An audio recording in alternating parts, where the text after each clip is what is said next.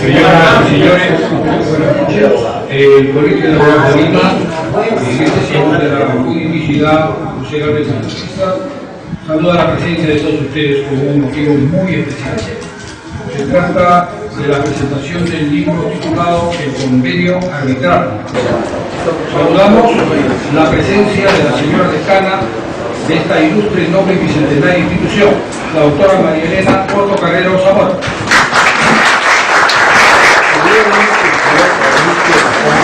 Con nosotros igualmente en este salón la presencia de la doctora Fabiola Paulet Monteagudo. La recibimos con mucho cariño. Saludamos igualmente la presencia del señor doctor Víctor Madrid Córdoba. Gracias, doctor. El señor doctor Luis Pugliardini Guerra.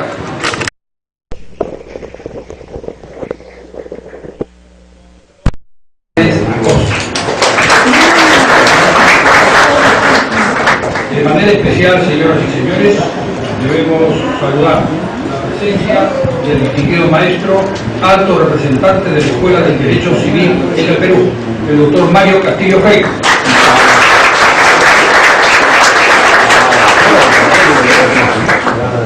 Agradecemos la presencia de todos ustedes, lo que demuestra una vez más el deseo de compartir tan importante ocasión. Es un privilegio para los institutos organizadores y para el Colegio de Abogados de Lima darles la bienvenida a este evento en el que presentaremos el libro titulado El Convenio Arbitral, que constituye el volumen 62 de la Biblioteca de Arbitraje del Estudio Mario Castillo Freire. Aplausos, por favor.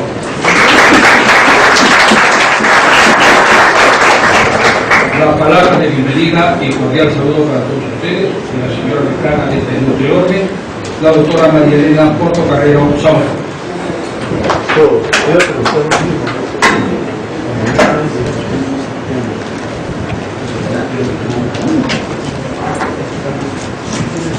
Doctor Mario Castillo Freire, doctor Alonso Morales Acosta, doctor Víctor Maridona, doctor Luis Pugliardini Guerra, doctora Fabiola Paulet Monteagudo, estimados colegas, amigos, sean ustedes muy buenas noches. Antes que nada, quiero darle la bienvenida, voy a ser breve porque la exposición es vasta y el tema sinceramente enriquecedor en este gran compendio. Quería saludar y felicitar esta gran labor que viene desarrollando el doctor Mario Castillo Freire con el volumen número 62. Se dice fácil, pero son 62 volúmenes de material muy importante para la capacitación y el aprendizaje y la comunicación, lo que tenemos los abogados por obligación, que es la capacitación permanente. En este compendio muy nutrido, y escuchaba en la mesa que habían algunos muy aplicados que habían leído ya todo el libro y la verdad que no sabían qué artículo o qué tema exponer, porque todos son completamente enriquecedores y va a ser muy interesante tocar algunos temas de este gran compendio que va a servir para todos nosotros. Nuevamente, por parte del Centro de Arbitraje del Colegio de Abogados de Lima, de la colectividad de abogados, doctor, muchas gracias por sus aportes a la ley. Dejen ustedes muy buenas noches.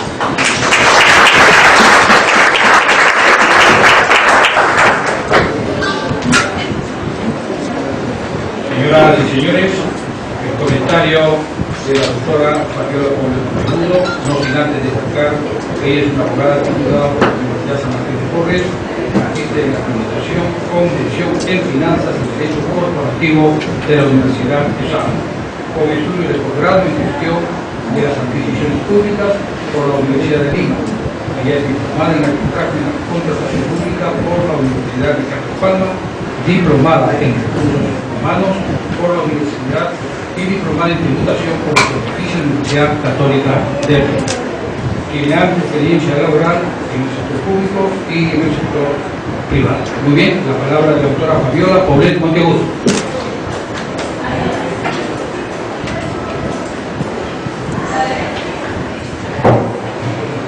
Muy buenas tardes con todos. El día de hoy me honra con ustedes compartir algunas reflexiones sobre este volumen número 62, convenio arbitral, un tema más la biblioteca de Quisiera ahondar que me he concentrado básicamente, ¿no?, como en gran parte, a los artículos relacionados con la ley aplicable al convenio arbitral en el arbitraje comercial internacional, escrito por la autora María Beatriz Burgueto, el convenio arbitral desde la perspectiva del derecho internacional privado, escrito por Lidia Sobrino-Inglesa. El artículo final es: ¿pueden las partes someterse a arbitraje antes de incluso suscribir un contrato? Escrito por María Beatriz Burgueto y otros. Y sobre esto, porque a mí en lo personal me interesa no solamente las reflexiones, sino ver la parte práctica que nos puede ayudar a estas reflexiones y enseñanzas, es presentarles lo que ustedes pueden conocer a través de este libro, a través de un caso práctico y concreto. Imagínense ustedes, por una fracción de tiempo, están en su estudio y llega su cliente y le dice que quiere ir a un arbitraje internacional. Sería, en este caso, por ejemplo, su primer arbitraje internacional. Ustedes dan una rápida mirada al convenio arbitral y dicen que va a ser CIARI y sede de Nueva York. En ese momento, uno dice, pues bien, parece que vamos a preparar maletas para Nueva York. Pero su cliente está muy preocupado y le dice, necesito que revises el convenio arbitral porque quiero tener la seguridad de poder llegar a este centro de arbitraje con todos los resguardos jurídicos y legales. Y entonces, cuando tú empiezas a revisar el convenio arbitral, es perfecto, te dice que la ley aplicable al convenio arbitral es la ley de Perú, la decisión del decreto legislativo 1071, pero entonces empiezas a preguntarte y recuerdas tu primera clase de arbitraje internacional. Y las partes son una empresa del Estado, para el caso que vamos a llamar CEDAPAR, y una empresa constituida en el Perú, llamada LSM, y que su accionariado es en un 90% controlado por accionistas extranjeros, personas jurídicas. Y aquí la cosa viene un poquito complicada. Y entonces, lo primero que recuerdas es empresa del Estado. Y la pregunta es, no todas las entidades del Estado peruano pueden obligar al Estado peruano a someterse a un arbitraje internacional ante el CIARI. Entonces tienes que revisar, ya que tenemos claro cuál es la ley aplicable al convenio arbitral, tenemos que revisar la ley nacional. Y cuando revisamos la ley nacional, para sorpresa nuestra, encontramos la ley 2933, la que señala, o la que conocen ustedes como SICRESI, y la que te señala cuáles son los requisitos que debe cumplir una entidad o repartición del Estado para poder obligar al Estado peruano a someter un arbitraje internacional ante el CIARI. Con sorpresa, no tenemos esa autorización. Es decir, no tenemos el consentimiento. Y el consentimiento en materia internacional es absolutamente sustancial. En ese momento tenemos un gran problema, porque si no tenemos consentimiento, debido a la arbitraje internacional, es decir, esta empresa del Estado no tenía la facultad y la capacidad legal para someter al Estado peruano a un arbitraje internacional y menos a la CIARI. Encontrando esta falencia del convenio arbitral, uno se pregunta, ¿y ahora qué hacemos? Y cuando ustedes revisan este libro, van a encontrar varias reflexiones y varias soluciones. Si estuviéramos con la ley aplicable al convenio arbitral de Ecuador, no habría ningún problema, porque esa ley señala que quien puede contratar puede ir al arbitraje. Si estuviéramos con una ley aplicable de Suiza, tampoco hubiera problema, porque incluso esa ley señala que el Estado, en este caso Perú, que quisiera excluirse del arbitraje aplicando la ley del SICRESI, diciendo que no hay autorización para esa empresa del Estado de someter al Estado peruano de arbitraje, no sería aplicable. Pero esta no es nuestra realidad y se nos complica más. Y nuestro cliente está decidido de que no quiere resolver esta controversia en Perú, sino en un arbitraje internacional. Entonces tienes que revisar el accionariado de la empresa. Y como habíamos señalado, el 90% es controlado por un accionariado extranjero. La segunda condición para ir al CIARI es que no solamente tienes que tener consentimiento, sino además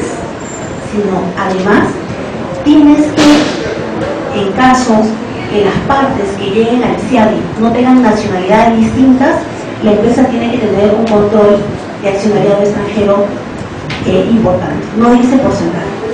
Entonces, tengo que pasar la valla de la nacionalidad y además tengo que pasar la valla del control. Cuando analizamos a las empresas que involucran en este caso en concreto, nos damos cuenta con lo siguiente. Nos preguntamos, ¿quiénes tienen TBI? Y de las únicas que tienen TBI, en el caso concreto, es Alemania, que tiene el 30%. Primera pregunta. Esta empresa jurídica constituida en Alemania, para determinar su nacionalidad, aplicamos la ley de nacionalidad de la empresa, es decir, del lugar de la Constitución, o aplicamos para su nacionalidad, determinar su nacionalidad, la ley de la sede de su sede social, de su lugar donde atiende su oficina principal. Estas disposiciones que parecen tan simples son bastante complejas porque va a determinar si puedes o no puedes ir o aplicar, por ejemplo, en este caso concreto, al arbitraje internacional en el centro del CIADI. Entonces, para el caso que les traigo a colación, y me avisan por favor con el tiempo, vamos a ir al siguiente nivel de análisis. Fíjense ustedes que este libro nos da instrumentos de qué hacer frente a estas situaciones. Y entonces, tenemos claro que tenemos un problema de nacionalidad, porque es una empresa peruana constituida en Perú, pero con un accionariado extranjero al 90%. Pero tenemos un problema de nacionalidad y tenemos un problema de verificar que este control de extranjeros sea realmente importante. Con relación a la nacionalidad, nosotros nos vamos a inclinar, y según lo ha señalado el libro, que mayoritariamente la jurisprudencia se inclina por señalar la nacionalidad de la persona jurídica con relación al lugar de la Constitución, tal como así también lo recoge el TBI Alemania-Perú. Entonces, por esa parte, hemos superado este escollo. Nos queda el siguiente escollo, que es, ¿y ahora cómo acreditamos ante el CIADI el accionariado mayoritario que requiere? Porque el CIADI te requiere dos cosas: que haya consentimiento, lo acreditamos a través del Tratado Bilateral Alemania-Perú, perfecto, ha sido firmado antes del conflicto, ambas partes son signatarias, ha entrado en vigor, ambas partes también han firmado el convenio CIADI, así que no hay ningún problema. Entonces está garantizada la jurisdicción en cuanto a temporis y también en cuanto a las voluntades. Pero nos queda pendiente el tema de resolver qué hacemos para acreditar ante el CIADI que esta persona jurídica, cuyo accionariado es al 90% extranjero, realmente tiene el control de las acciones. Con relación a Alemania, no tenemos ningún inconveniente. Está plenamente acreditado porque su domicilio y su nacionalidad es alemana y tiene el 30%. Pero con relación a Estados Unidos, que es la otra persona jurídica que tiene el 60% de las acciones, no existe tratado bilateral. No hay ninguna forma que nosotros podamos recurrir a algún marco legal posible que nos ayude. En este caso, entra nuevamente, ¿no?, las instrucciones, las lecciones, la jurisprudencia que presenta este libro y que te indica que mayoritariamente, y dependiendo del tribunal y especialmente en el CIADI, existe bastante jurisprudencia que señala que va a ser preferentemente reconocida su nacionalidad americana por el lugar de constitución de la empresa. Y justamente el lugar de constitución de esta empresa ha sido en Estados Unidos, con lo cual hemos superado también ese score. Entonces, en este punto, nosotros sí tenemos el 90%. Consideramos que para el caso concreto, un 90% es más del 50%, es decir, es el control suficiente de una accionariado extranjera. Estas situaciones que parecen de pronto tan simples al explicarlas, resultan complejas al momento que se presentan. Otro de los casos interesantes que nosotros vamos a revisar en el libro es cómo el tema del concepto de la severabilidad del convenio arbitral es tomado por la jurisprudencia internacional de manera muy interesante y particularmente divergente. Imagínense ustedes que tienen una negociación con una contraparte. Ustedes quieren vender acciones y ustedes están en una plena negociación. Primer borrador del contrato, incluyen un mecanismo de solución de controversia. Segundo borrador del contrato, incluyen ya un convenio arbitral. Y señalan cuál es la sede, y dicen cuál es el centro. Todo queda perfecto. Y entonces llega el sexto borrador y no firman el contrato de compra-venta de acciones. ¿Qué es lo que ocurre? Este caso concreto tiene una particularidad interesante.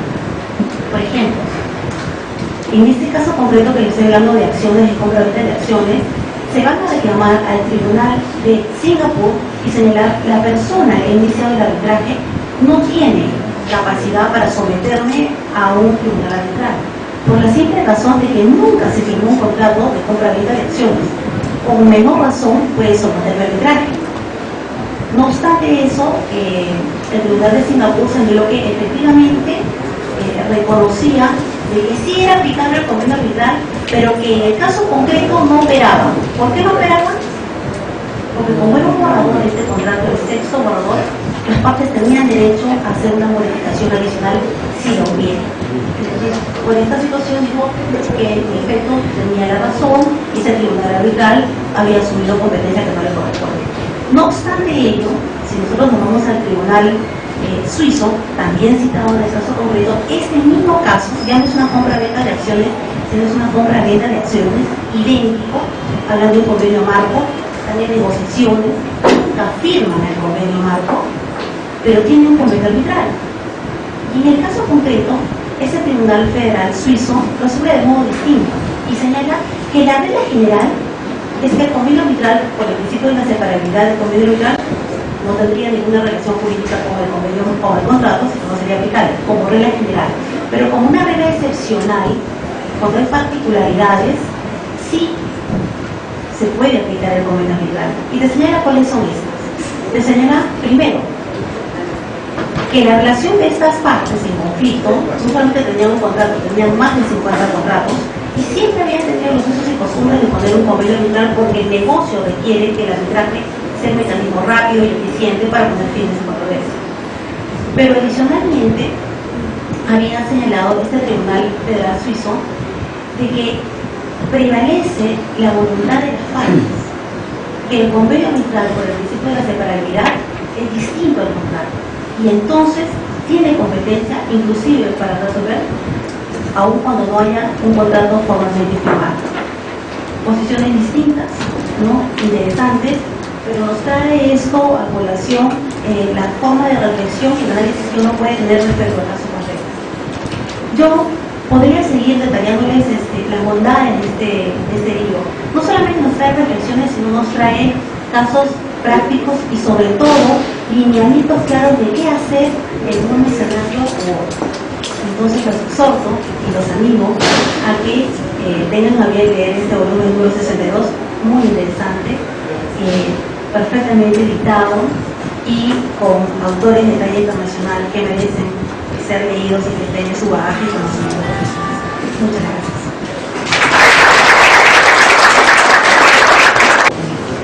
Bien, agradecemos la exposición de la doctora Fabiola Monteagudo. Señoras y señores, seguidamente vamos a anunciar la palabra de un distinguido profesional del derecho, desarrollado por la Pontificia Universidad Católica del Perú, con maestría en Derecho por la Universidad de Virginia. El profesor tiene amplia experiencia en Derecho Civil, Comercial, Contractual, Inmobiliario y Arbitraje. Ha sido socio principal y jefe del área de contratos y derecho inmobiliario del Estudio de Chicopar en asociación con Becker and McKinsey International.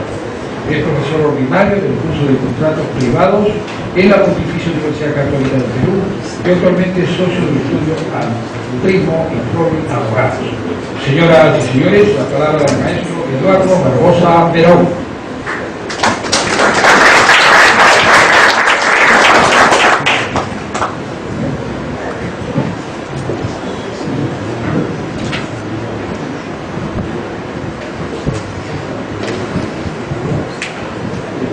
Bien, buenas noches. En primer lugar, las excusas porque llegué 5 minutos tarde, pero bueno, aquí estamos. Hubo una mala pasada del amigo Wells.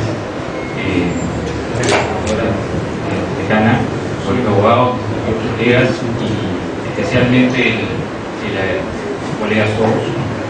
El agradecimiento en primer lugar al doctor Mario Castillo Freire y al doctor Luis Collantes Rosales, que me han invitado para presentar con mis distinguidos colegas y amigos este libro.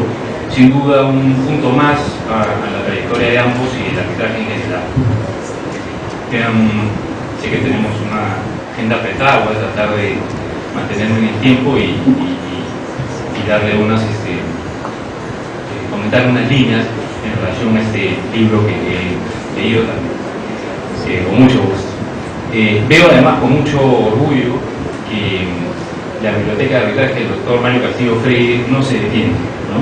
Creo que estamos todos de acuerdo ahí, sigue creciendo para suerte de todos los que de alguna manera estamos vinculados o ligados al mundo arbitral. El arbitraje, que duda cabe, es una disciplina fundamental, no solo para los operadores del derecho, sino para la sociedad en general. Y por lo tanto los aportes que nos traen Mario, Jorge y los demás coautores de este libro alimentan sobremanera a esta institución. Creo que es sabido que, digamos, en la realidad de las cosas el problema o los problemas no son los problemas mismos, me refiero a las controversias, sino que los problemas son cuando no hay una adecuada vía de solución de las mismas. Entonces, el arbitraje apunta a eso, ¿no? Trata de darnos una solución en torno a poder dar una respuesta efectiva, eficiente, rápida, ¿de acuerdo?, a los problemas que son inherentes, digamos, a todas las personas, ¿no?, en sus relaciones. Es decir, lo inherente al ser humano es la potencialidad de conflictos, y el problema no es ese, sino que el problema no va a poder dar una buena solución, que el arbitraje nos invita a poder efectivamente dar esta solución. Entonces, puedo adicionalmente, y desde luego este libro, ¿no es cierto?, este libro alimenta sobremanera esta institución para todos nosotros. Pero adicionalmente decía, quería hacer un paréntesis para dar fe de constante aporte de Mario, creo que Jorge también, no solo a nivel académico, lo cual desde luego es ya bastante, sino que tienen una contribución al derecho en general por tratarse no solamente de excelentes profesionales, sino por personas de primer nivel, ¿no? Y eso es lo que requiere el mundo arbitral, ¿no?, específicamente cuando estamos hablando de árbitros. Entonces, yo he tenido el privilegio de compartir experiencias con ellos, con ambos, con Mario, especialmente en eventos, publicaciones, tribunales arbitrales, en las aulas. Además, Mario fue mi profesor en la Pontificia Universidad Católica del Perú hace una punta de años, podría decir ya cuántos, casi 30, pero lo recuerdo como si fuera ayer, la verdad de las cosas. Cerrando el paréntesis, paso a señalarles que este libro contiene 14 artículos en más de 350 interesantísimas páginas, que lo sugiero como material obligatorio de lectura. Está escrito por autores de distintas partes del mundo, España, Chile, Argentina, Brasil, Francia, para efectuar un estudio comparado de la institución que trata el libro, que específicamente, o como Mario la llama, la piedra angular del arbitraje, que es el inicio de todo arbitraje y que es el convenio arbitraje. En este libro se trata pues sobre la naturaleza jurídica del convenio, los efectos de este en el arbitraje, tanto respecto a arbitrajes domésticos como en arbitrajes internacionales, ¿cierto? La doctora que me ha antecedido ha hecho algunas reflexiones en torno a ello, pero también se hace referencia a otros temas como la naturaleza del convenio mismo como acto jurídico que es, ¿correcto?, a las nuevas tecnologías, a la responsabilidad civil, tema interesantísimo con relación a lo que podría ser un incumplimiento del convenio arbitral respecto a las partes, no me refiero a la relación árbitro-parte, sino a las partes mismas, al control judicial, al convenio en estatutos y protocolos familiares, en los contratos públicos, reflexión que también se acaba de hacer, entre otros, variadísimo. Siendo peruano y enfocado a mi práctica en nuestro querido Perú, uno siempre puede apoyarse en experiencias, en legislaciones y en doctrina extranjera. haciendo paralelismos con, por ejemplo, el ordenamiento español, o el argentino, o el francés, etc. Me refiero a un derecho comparado. Porque estoy seguro que los temas esbozados en este libro van a ser de suma utilidad para todos y efectivamente de interés. Yo hago lo propio recurriendo a ello en mi práctica privada. De hecho, en mi experiencia, trabajando en lo que yo digo las arenas de los contratos en general y los arbitrajes, uno se encuentra con respecto al tópico de este libro con convenios arbitrales cortos o extensos, con plazos, sin plazos, con posibilidad de recurrir al Poder Judicial o sin posibilidad de hacerlo, con convenios realmente bien trabajados u otros que es mejor no tenerlos, los llamados patológicos, etc. Yo creo que muchos subestiman lo fundamental que es esta piedra angular que decía Mario Castillo, ¿cierto?, del convenio arbitral a la hora de elaborar el contrato.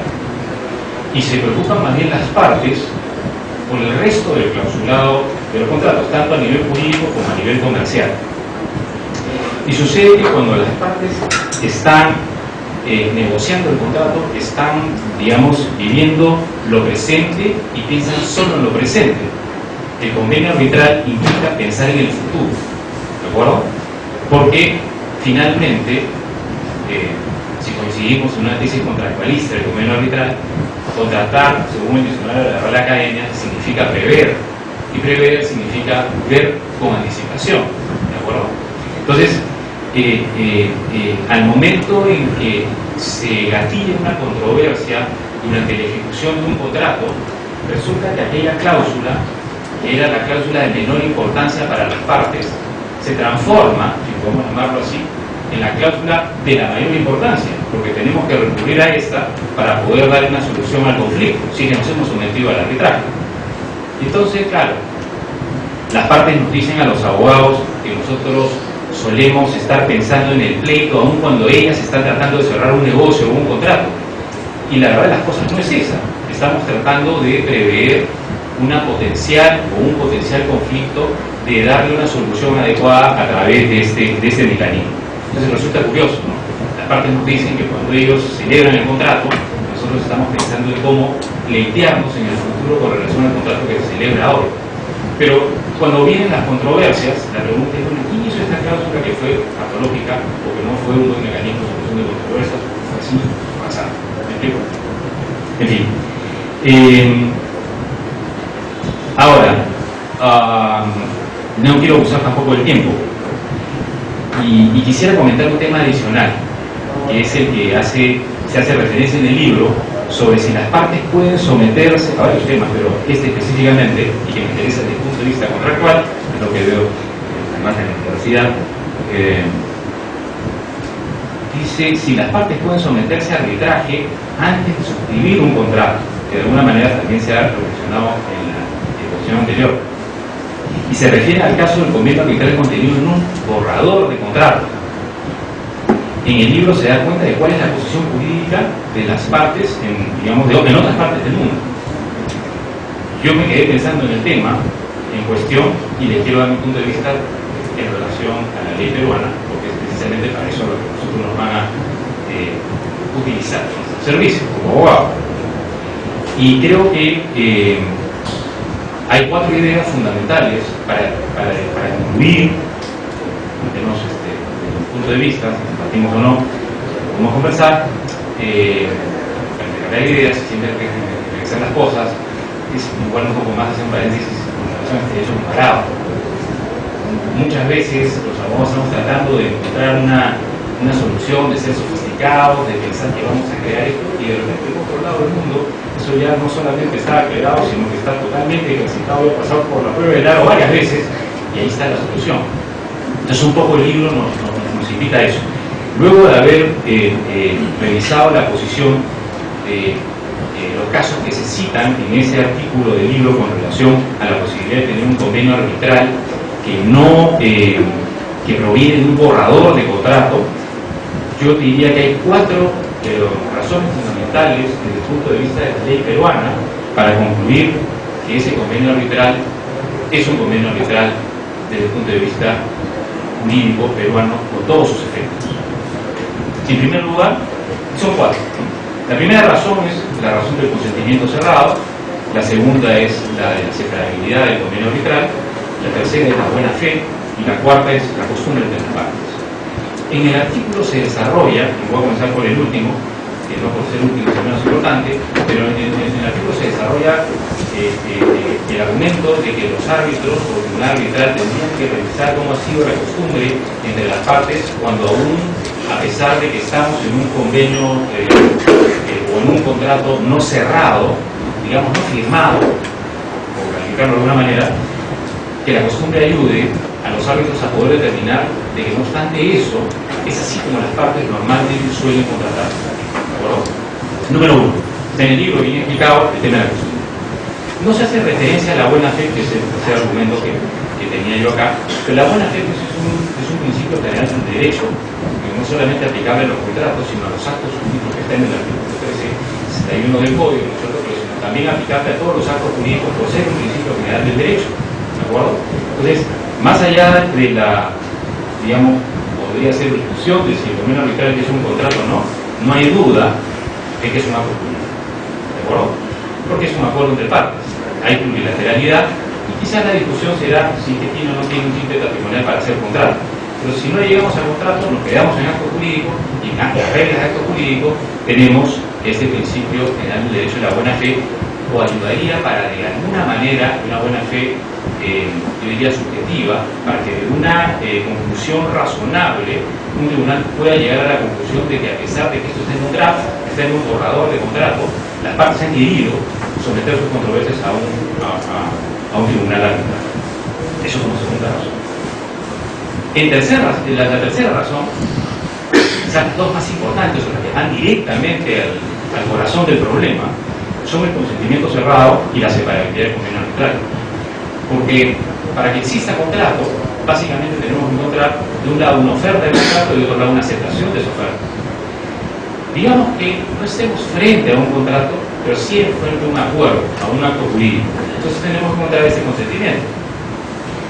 Si nosotros vemos este draft, este borrador, ¿cierto?, de contrato que ha ido y venido, que podría ser la venta de acciones entre las partes, y alguna vez participé en un caso similar, ¿no?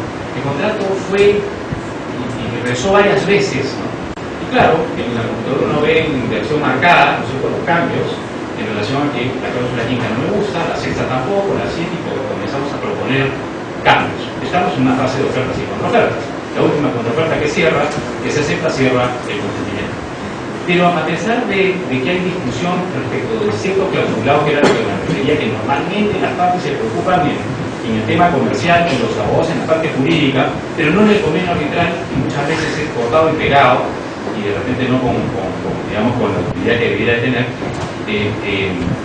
Finalmente, en estas idas y vueltas no se han terminado de poner de acuerdo en todas las condiciones del contrato, con lo cual la conclusión válida es que no existe contrato, porque no hay acuerdo sobre la totalidad. El consentimiento es absoluto, no hay un consentimiento fraccionado. Entonces, pero eso es desde el punto de vista del resto de condiciones sobre el clausulado del contrato.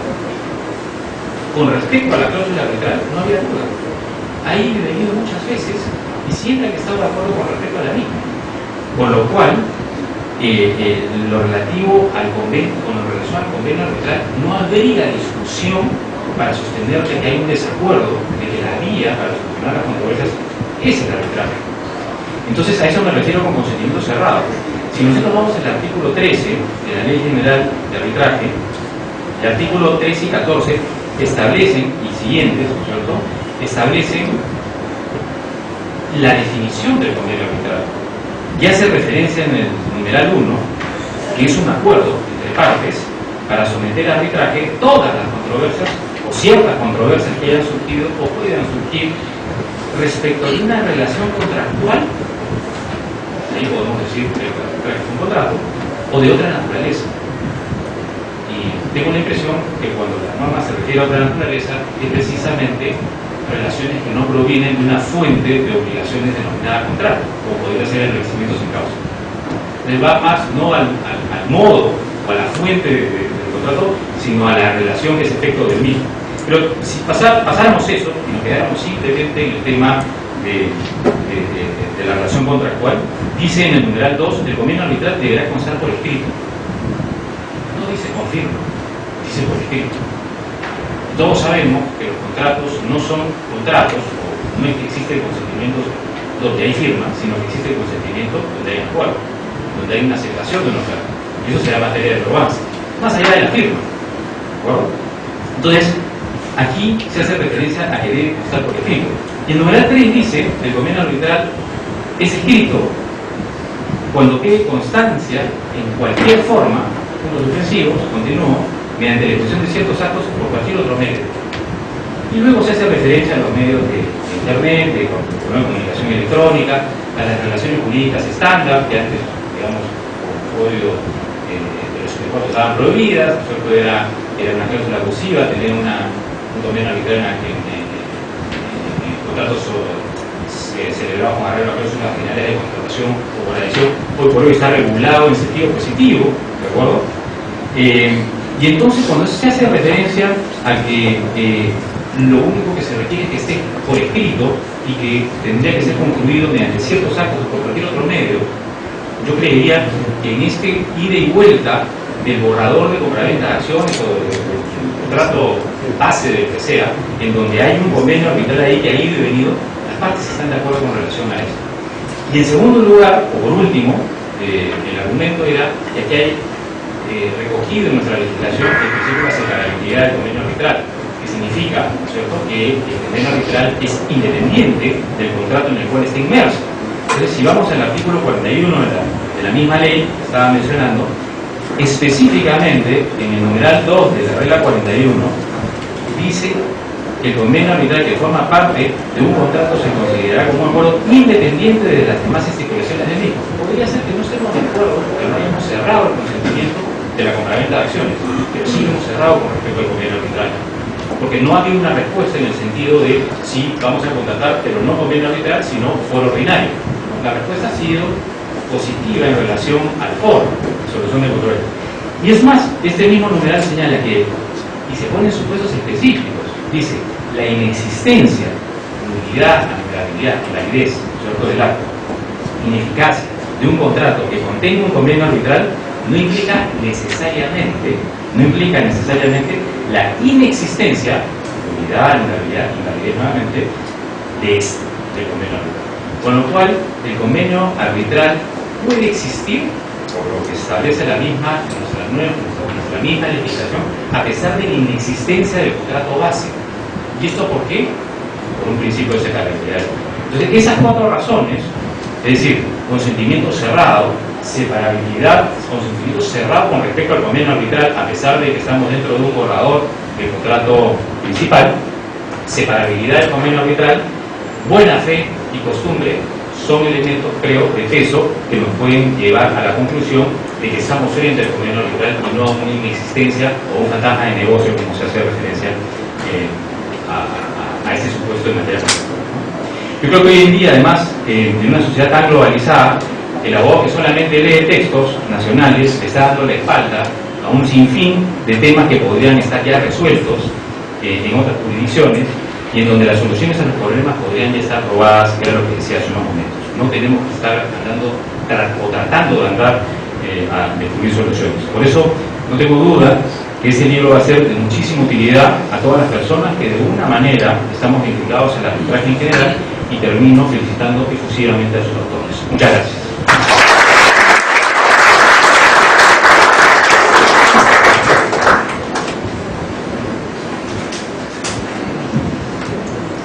Bien, agradecemos al doctor Barbosa por la exposición. Señores, seguidamente va a exponer el comentario respectivo el destacado abogado por la Pontificia Universidad Católica del Perú.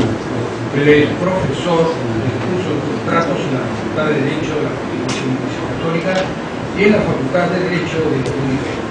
Es asesor del maestro, consultor en temas de arbitraje, derecho civil, patrimonial y de contratación con el Estado, entre otros méritos de su especialidad. La palabra del profesor Víctor Madrid Ort.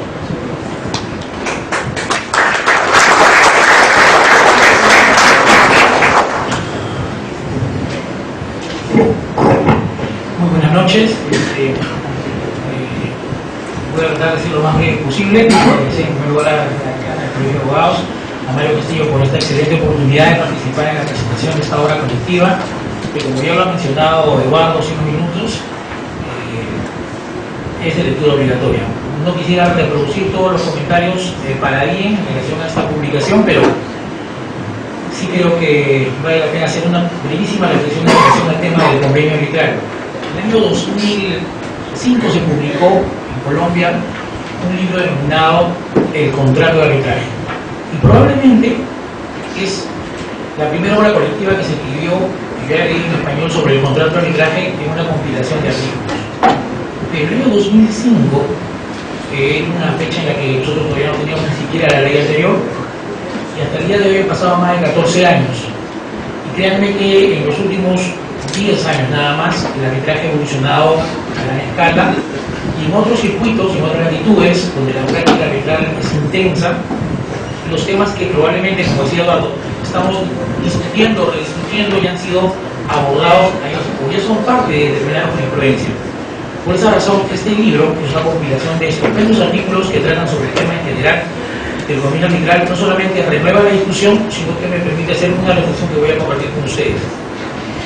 La primera de ellas es que los temas que se ocupan del convenio arbitral, que son muchos, el libro los aborda casi todos.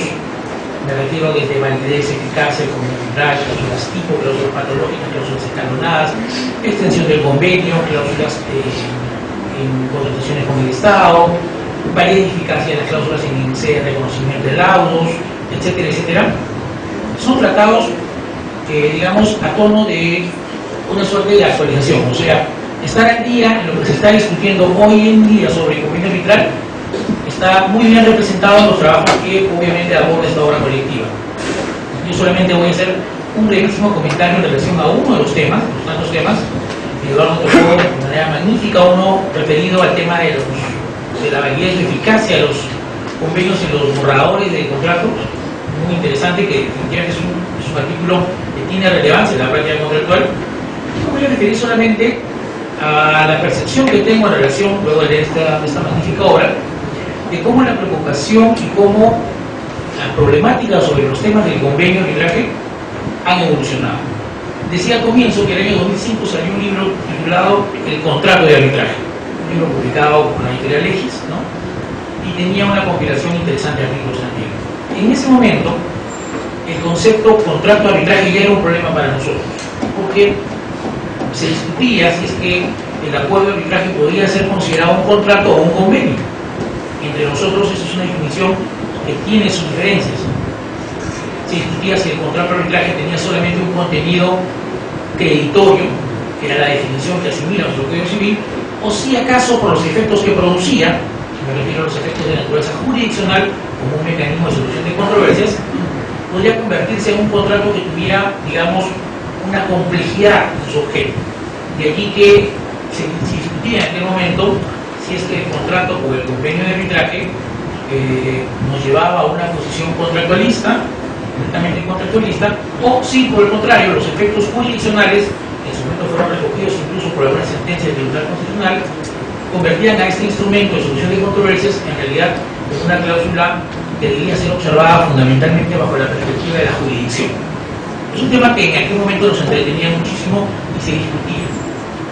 Veo ahora que, por ejemplo, en la mirada actual ya no es un tema necesariamente relevante, no porque el tema no lo tenga, sino porque en la práctica la definición o las vicisitudes que afronta el concepto de convenio arbitral son otros y obviamente se notan. Yo me voy a referir básicamente a uno de los artículos que trata un tema que además es transversalmente tocado, se ha referido a la extensión del convenio arbitral. Y solamente voy a decir un par de cosas. La primera de ellas es que desde la definición del convenio arbitral, digamos desde la ley anterior, me refiero a la 26572, que salió a la luz en el año 96, hasta la definición actual, la que tenemos en el decreto legislativo 171 del año 2008, y que se llama de 10 años que tenemos esta ley, puedo luego revisar algunos artículos que refieren a la ley peruana. Puedo decir lo siguiente: el concepto de convenio arbitral, que obviamente en la mayoría de legislaciones es adoptado sobre la base de la ley modelo, ha evolucionado. Ha evolucionado hacia un ámbito de flexibilización. De hecho, Eduardo comentaba muy bien eso. Es decir, si en un comienzo los proyectos de la ley modelo, ¿no?, producidos por la CENUTMI, exigían que el convenio arbitral conste por escrito, e incluso anteriormente habían proyectos en el sentido de que debería ser sometido a una formalidad solemne. Hoy en día la tendencia, y lo vemos en nuestra norma y normas comparadas por la norma española de 2003 también, señalan que el convenio arbitral no solamente ya no requiere de ninguna formalidad, sino que por escrito, en la opción 1 de la definición de la norma modelo, admiten, como bien explicaba abajo, la posibilidad de que el convenio arbitral quede representado ya no solamente por escrito, sino que el concepto por escrito puede ser muy flexible si consideramos que, digamos, hay una arremetida del consensualismo en la concepción del convenio arbitral o del contrato arbitral. Esta perspectiva privada ha ayudado a que en la práctica arbitral, digamos, el reconocimiento o la validez del convenio arbitral, digamos, tenga mayor aceptación y mayor recepción. Ustedes se preguntarán, pero ¿y eso por qué podría ser importante? Porque ustedes saben que el convenio arbitral es puesto a prueba en la práctica arbitral, por ejemplo, con ocasión de la ejecución de los laudos arbitrales. El país receptor que hospeda la ejecución va a evaluar, va a revisar si efectivamente el convenio arbitral es válido. También en los casos de anulación de laudos se revisa otra vez la validez del convenio arbitral. En los supuestos en los cuales las disposiciones tienen, por ejemplo, la regla de la designación por defecto, también, etcétera, etcétera. Entonces, hay una evolución hacia una flexibilización del convenio arbitral que, de alguna manera, en mi perspectiva, constituye un mecanismo de protección. Yo considero que la definición del convenio arbitral que tiene la ley modelo que adoptó nuestro decreto legislativo 17.1, una arremetida bastante moderna. De hecho, en varios artículos escritos por autores españoles, por ejemplo, aluden a la ley peruana como una norma liberal. Y de hecho lo es, porque nosotros ya en el año 2008 asumíamos una posición bastante audaz en relación a la flexibilidad del convenio arbitral y la hermenéutica para su adecuada interpretación, en el sentido de que se podían hospedar o validar convenios arbitrales que no constarán técnicamente por escrito, prevaleciendo el consentimiento, la buena fe y sobre todo el principio de eficacia del convenio arbitral. Entonces, hay una tendencia que yo la veo bastante marcada en ese sentido y que, digamos, se ha convertido casi en un estándar en la práctica del comercio internacional. Y la segunda, digamos, nota que quisiera dejar es también una cosa que me llama la atención. La ley peruana del año 2008, me refiero al decreto legislativo que comento, es una norma que incorpora una figura absolutamente novedosa. Me refiero a la figura de la extinción del convenio arbitral. Ni siquiera las normas que han sido posteriores a la nuestra la han recibido. Y es por eso que, por ejemplo, algunos autores chilenos, también españoles, consideran que la ley peruana es bastante liberal y bastante, digamos, abierta, ¿no?, a flexibilizar y sobre todo potenciar los efectos del convenio arbitral. Ahora, la figura de la extensión del convenio arbitral que está regulada en el artículo 14 de la ley peruana es el resultado, en realidad, visto de una manera ya un poco más comparada, de la experiencia copiada sobre todo en el mundo anglosajón, ¿no?, en el mundo anglosajón, que de una u otra manera ha venido reforzando la idea que los efectos del convenio interpartes no podrían, digamos, resistir al peso de las transacciones jurídicas. Hoy en día, el principio de circulación de derechos, los casos de sucesión, cesión, subrogación, los supuestos grupos de sociedades, grupos económicos que obviamente hoy día son protagonistas de las relaciones de intercambio, han generado que en el tráfico arbitral se haya planteado más de una vez si es que efectivamente el convenio debe quedar estático entre quienes firmaron el convenio, los signatarios nativos, o si en cambio debería extenderse a quienes de una u otra manera quedaron involucrados en la relación contractual, ya sea porque, como dice la norma peruana, participaron de manera determinante en la celebración, en la ejecución, o de alguna manera obtuvieron un provecho económico de la relación sustantiva. Esta figura ha sido, digamos, es todavía en el arbitraje internacional recibida con bastante, digamos, recepción, muy positivamente, en el sentido que permite que el arbitraje se siga abriendo paso y evitando que muchas controversias solamente queden limitadas a las partes. De hecho, el artículo que estoy comentando es un artículo resume que la posibilidad de que que el convenio arbitral y sus efectos se extiendan a terceros se construye sobre la base de la doctrina de Stoppel, una doctrina anglosajona, que viene a ser de alguna manera una suerte de versión de la doctrina de los actos propios, que no ha sido necesariamente ni específicamente recibida necesariamente en nuestro medio, pero que dentro del contexto anglosajón ha servido para, digamos, fortalecer la posibilidad de crear escenarios de consentimiento, porque el arbitraje es fundamentalmente consentimiento, ya no solo entre los firmantes o signatarios, sino también es posible que el convenio arbitral se pueda extender a terceros no signatarios, y de esta manera lograr que la resolución del conflicto sea integral, sea eficaz e involucre a los verdaderos actores de las relaciones jurídicas, aunque esta haya sido, digamos, desplazada hacia otros sujetos. Entonces, esta es una tendencia que no podría decir que es mayoritaria, pero que veo que cada vez más es mejor recibida en la práctica arbitral internacional, y en varios artículos se comentan diversos fallos internacionales en los cuales se advierte que esta es una tendencia. En nuestro país eso es una tendencia porque lo tenemos musicalizado, o sea, está en la ley. De ahí que nuestra ley, por lo menos en ese tema, de alguna manera ha tomado una posición ya sentada sobre la posibilidad de extender los efectos del convenio. Ahora, queda claro que cada tribunal que tenga a su cargo la resolución de una determinada disputa será el que, de manera concreta y particular, tendrá que revisar si es que cuando se emplaza a un tercero no signatario, finalmente decide involucrarlo en la controversia, tendrá que poner a prueba la validez de los alcances de esta interpretación contractual cuando probablemente el laudo emitido se vaya en anulación. Porque, como ustedes entenderán, extender los efectos de un convenio arbitral a un tercero no signatario generará no más de alguna controversia adicional, porque justamente aquellos terceros muy probablemente se negarán a ser integrados a una relación procesal arbitral ajena, y por lo tanto es muy probable que recurran a la anulación. Entonces, finalmente, la jurisdicción pública, en el caso de las salas comerciales, será la que en definitiva emitirá una posición en relación a los casos de extensión del convenio arbitral. Hasta la fecha, podría decir que en un porcentaje la tendencia mayoritaria es admitir los supuestos de extensión cuando estamos frente a escenarios de circulación referidos a sucesión, cesión y grupos económicos que no han llegado tantos, pero que de alguna manera se advierte que por la doctrina de Stoppel o la teoría del grupo económico o de velo societario pueden ser considerados parte de un solo núcleo procesal en relación a un contrato. Finalmente, otro tema que quisiera, digamos, solamente comentar para que escuchar otras opiniones, es el tema referido a la contratación pública. También hay artículos en los cuales se mencionan algunos aspectos relevantes en relación al arbitraje en el ámbito de las contrataciones públicas. Y obviamente nuestro país también lleva la delantera.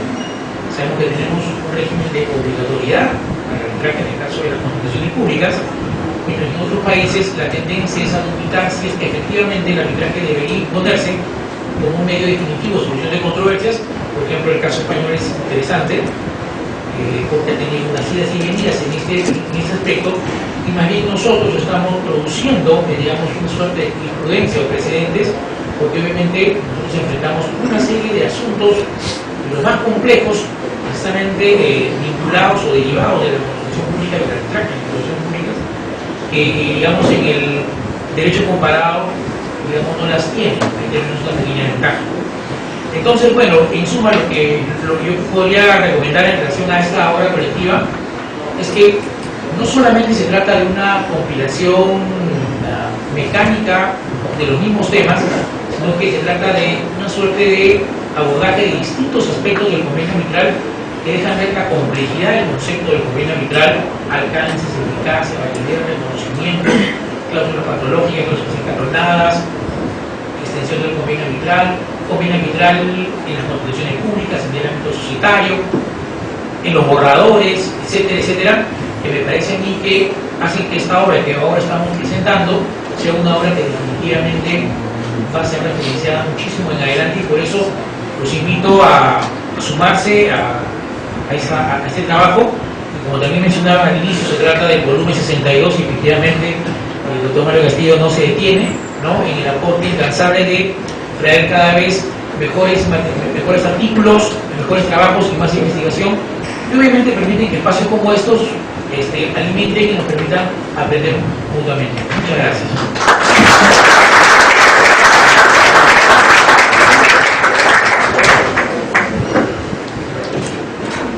Bien, muchas gracias a los más de consideración. Señores, ahora corresponde hacer uso de la palabra a un abogado por la Facultad de Derecho de la Universidad Nacional del Perú, con estudios de maestría de Educación de los Servicios Públicos y Gestión de la Infraestructura de la Universidad del Pacífico y máster internacional en Gestión de la Infraestructura por la Universidad Politécnica de Colombia. El maestro es especializado en arbitraje y derecho administrativo, contratación con el Estado, iniciativas privadas, concesiones, asociaciones públicas y privadas y derechos civiles patrimoniales. Él es profesor de diversas facultades de Derecho en nuestro país. La palabra del doctor Luis Condomini Guerra.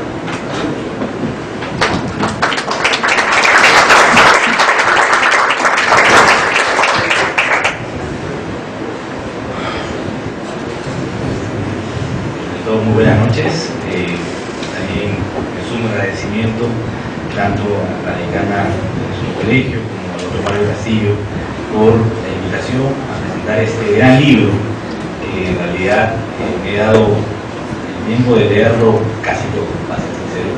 Hay algunas partes que ya no pude leerlo por el poco tiempo que se nos ha dado, porque el libro salió calentito, en la empresa nos han dado hace pocos días. Sin embargo, de todo lo que he leído, el libro es muy bueno. Es muy bueno y para quien no está habituado a ver el tema de arbitraje le va a interesar. Para los que ya estamos habituados a ver el tema de arbitraje le va a gustar porque le va a sumar mucho más a la discusión y a enriquecer definitivamente las cosas que uno puede ver desde diferentes puntos de vista. La ética es un tema que sí me pareció interesantísimo ver, que lo que se evidencia es que el arbitraje definitivamente no es algo simple, no es algo fácil. Claro, uno dice, ¿qué es el arbitraje? El mecanismo positivo de solución de controversias.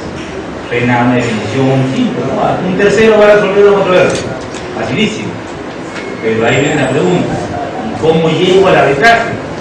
Que hay una lista oficial de árbitros, como hay jueces, hay una sede donde me tengo que ir a presentar mi inicio de arbitraje, tengo que ir directo contra la otra parte, a un centro de arbitraje, a cuál centro de arbitraje voy, qué es lo que tengo que hacer para iniciar un arbitraje. Y definitivamente lo primero que tengo que hacer, antes inclusive que surja una controversia, o ya surgiera la misma en algunos casos, para ir a un arbitraje, es celebrar un convenio arbitral. Sin convenio arbitral no puede haber arbitraje. Entonces esa es la piedra angular justamente por eso, porque es el inicio de todo esto de la verdad. Cabe indicar además también, me pareció muy interesante el libro, que hay por ahí ciertos artículos, ciertos autores españoles, que hay un tema que en el Perú durante mucho tiempo, nosotros, nuestra ley de arbitraje, era un reflejo, en gran medida, de las leyes arbitrales españolas. En España sale el Código de Procedimientos Civiles, donde incluyen la regulación de arbitraje, y en Perú, años después, sale en el Código de Procedimientos Civiles también la regulación de arbitraje. Luego en España se modifica y se introduce esto dentro del Código Civil, y en Perú también en 1984 regulamos el sistema de arbitraje en el Código Civil, aunque de una manera también ya bastante superada en la doctrina, pero teníamos dos pactos que tenían que cumplirse para llegar al arbitraje: la cláusula compromisoria y el compromiso arbitrario. Eso ya ha sido superado totalmente y ahora solo tenemos que cerrar un solo acuerdo, que es el convenio arbitraje. Es el único que tenemos que celebrar para llegar al arbitraje. Pero esto es una evolución, no es justamente lo que se ve en el artículo, que con el punto de vista de diferentes lugares, diferentes doctrinas, diferentes leyes, que esto va evolucionando, va cambiando, y a veces puede ser un poco cíclico, porque vamos a ver, por ejemplo, sobre la naturaleza de qué es el arbitraje, que el convenio arbitral o de la relación con las partes, cada uno va a decir, la gran mayoría actualmente, que es un contrato, es una relación privada, pero va a haber otros que digan, pero no tiene un componente público. ¿Cómo puede ser que un árbitro que va a reemplazar al juez en resolver una controversia y que va a emitir un veredicto que tenga fuerza obligatoria y además que tiene la misma fuerza que una sentencia, no tenga ningún componente público? Algún componente público puede tener, la leycita de no.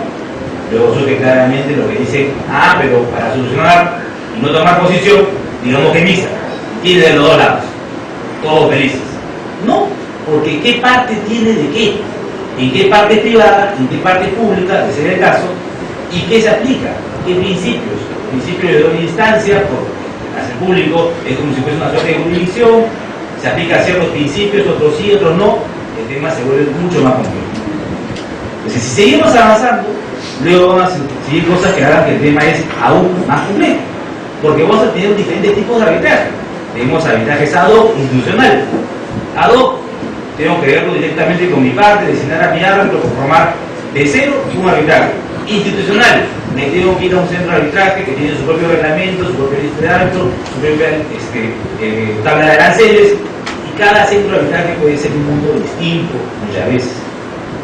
Tengo que ver además si estoy en un arbitraje nacional, internacional, de inversiones. Hay diferentes cosas que vamos a ver, si es un arbitraje privado, público, administrativo, expropiación. Entonces vamos a ver que hay diferentes cosas que se van a dar. Justamente esta ley lo que nos hace ver es eso, este libro nos hace ver eso. Y hay muchas cosas que evaluar cuando vamos a irnos a un arbitraje en concreto. Y hay que comenzar a determinar qué ley se aplica, si la ley peruana, no es ley peruana, siendo la ley peruana, si se aplica solamente, por ejemplo, si es un tema cuando interviene el Estado, si es una relación pública, si es una relación público-privada, si es una posesión, si es una expropiación, diferentes cosas que se pueden dar cuando interviene el Estado. El Estado no solo y únicamente interviene en Perú en arbitrajes de concesión pública, interviene en muchos otros tipos de arbitrajes donde justamente se van a dar. Entonces, en ese contexto yo creo que en realidad esta ley, está justamente inclusive, como decía, este libro te ayuda a poder ver diferentes puntos de vista que definitivamente ayuda a reflexionar sobre problemas que en la realidad se presentan. Eso es definitivo. Sin embargo, un tema adicional que vamos a ver definitivamente en el libro planteado en diferentes artículos es sobre el tema, en uno en particular, sobre las cláusulas patológicas. ¿Qué son las cláusulas patológicas? ¿Por qué se presentan las cláusulas patológicas? Lo que pasa simplemente que es verdad, un convenio arbitral depende de la voluntad de las partes. Las partes tienen que tener la voluntad de querer ir a un arbitraje y suscriben, o por lo menos se llega a un convenio arbitral que no necesariamente esté suscrito, pero tiene que dar la formalidad de que hay un intercambio de voluntades que pueda quedar en un lugar que se pueda realizar. Esto es según esta ley de arbitraje. No todas las leyes de arbitrajes regulan exactamente igual que un convenio arbitral. Puede ser parecido, pero no es igual. Y ahí viene justamente la diferencia de determinar cuál es la ley arbitrable. Sin embargo, ¿qué puede pasar? Que en el ánimo de celebrar un convenio arbitral, y justamente normalmente en los contratos, cuando uno está celebrando ese contrato, dice hay que incluir una cláusula de solución de controversias que tenga una cláusula arbitral. Perfecto. Y la verdad es que en la gran mayoría de casos, lamentablemente, esa cláusula arbitral simplemente lo que se hace es copiar y pegar de otro contrato. Y no se revisa la pertinencia de la cláusula para el término concreto que se está viendo. Por ejemplo, a mí me ha tocado ver contratos entre dos privados, una constructora o un proveedor, donde dicen que el arbitraje va a ser si algo. Donde obviamente hay un tema de inversiones, donde tiene que ver el Estado como inversionista extranjero, no se puede ir definitivamente entre dos privados. También en estos casos los arbitrajes dicen que se van a someter al Sistema Nacional de Arbitraje del Organismo Supervisor de Regulaciones del Estado, SNA-OCE. Tampoco, son dos privados, no puede ser. Clarísimo que se copió y se pegó. ¿Qué hacemos en esos casos? Claramente es una cláusula patológica, hay una patología. ¿Cómo la solución? Bueno, para esto, como dijo el instante, no hay que inventar la pólvora. Ya está. En muchos países ya se han superado esos problemas. Y tanto es así que justamente por este tema causístico que se ha presentado durante muchos años en el Perú, que estamos viendo temas de arbitraje como este boom que hubo hace ya más de 10 años, del año 90, tanto cuando sale la ley de contrataciones que incluyen la obligatoriedad de arbitraje en esos tipos de contratos, a partir de ahí en adelante comienza a haber un boom de arbitraje en el Perú. Cuando surge todo esto de acá, ¿qué es lo que sucede? Que se comienza a ver que hay problemas y nuestra ley de arbitraje actual ya subsana mucho estos temas y trata de poner soluciones. Por ejemplo, ¿qué pasa si yo incluyo un centro de arbitraje que no existe dentro del convenio arbitral? La ley de arbitraje ya te dice que te tienes que ir a un arbitraje ad hoc. ¿Qué pasa si el centro de arbitraje existía? Tal vez existe, pero cuando voy se niega a ver el arbitraje o no puede ver el arbitraje. ¿Qué hago? También me voy a un arbitraje ad hoc. ¿Qué pasa si no pacto el número de árbitros? ¿Qué pasa si hay una serie de cuestiones que yo no puedo determinar y no determino dentro del convenio arbitral debiéndolo hacer? ¿Qué sucede en esos casos? Ya hay una regulación en la mayoría de los temas patológicos que nos ayudan a ver una salida. Sin embargo, aún así, lamentablemente, hay muchas patologías que se van a presentar que son subsistentes a la naturaleza misma del convenio arbitral que van a hacer realmente que ese convenio arbitral pueda ser inválido o considerado no eficaz. Para dar un ejemplo, hay convenios arbitrales antiguos se recomienda no hacer, pero que se establecían que los árbitros ya estaban listados dentro del convenio arbitral. Entonces se decía que en caso de controversias se tenía que ir hacia cualquiera de los árbitros listados en ese convenio arbitral y habían 10 notables, respetables abogados que estaban en esa lista. Estos convenios arbitrales en algunos casos eran estatutarios de una empresa y por ejemplo fue suscrito, digamos, en el año 70. Al día de hoy, año 2019, lamentablemente muchas de esas personas que en ese tiempo eran muy notables y muy reconocidas no van a poder ejercer la labor de árbitro. Entonces, ¿qué hacemos? ¿A quién designamos como árbitro? Porque la voluntad de las partes era ir a un arbitraje solo y únicamente con esos árbitros. Entonces, ahí se presenta un principio que, si bien no está recogido en la ley, se llama el principio del coarbitraje, que es coarbitraje, y tratar de interpretar las cosas de tal manera que podamos ir al arbitraje. Se considera que en ese caso, ese pacto específico de querer determinar cómo se designan los árbitros es un elemento no esencial del convenio arbitral y por lo tanto puede ser subsanado aplicando otro procedimiento suplementario, supletorio que establezca la ley de arbitraje. En este caso es que las partes designen al árbitro y si no hay número de árbitros se determinará si es 1 o 3 y la forma como designar. Hay una forma como designar. Pero ahora vamos a un problema mucho más importante. ¿Qué pasa si las partes establecen en condicional? En caso de sufrir controversias, las partes podrían ir al arbitraje o a la vía judicial según la elección de las partes. Surge una controversia y ¿a dónde me voy? ¿Ya existe un convenio arbitral? ¿Ya hay una voluntad real de que haya un arbitraje? Aparentemente no. Ahí sí tenemos un tema sustancial del convenio arbitral, que es la voluntad de que haya un arbitraje de manera clara, evitar el acuerdo judicial. En esos casos, probablemente no podamos ir a arbitraje. Pero hay un tema muy particular. ¿Quién debe resolver si efectivamente se debe ir o no a un arbitraje? ¿Quién es el llamado a determinar que es competente o no para ver eso un árbitro? Justamente acá surge un principio muy interesante, que es el principio de competencia-competencia, que determina que el competente para determinar si es competente o no es el propio árbitro. Entonces, ¿qué? Voy a tener que iniciar un arbitraje para que el árbitro diga no soy competente. Pero un poco paradigmático. ¿Y qué pasa si inicia un proceso judicial?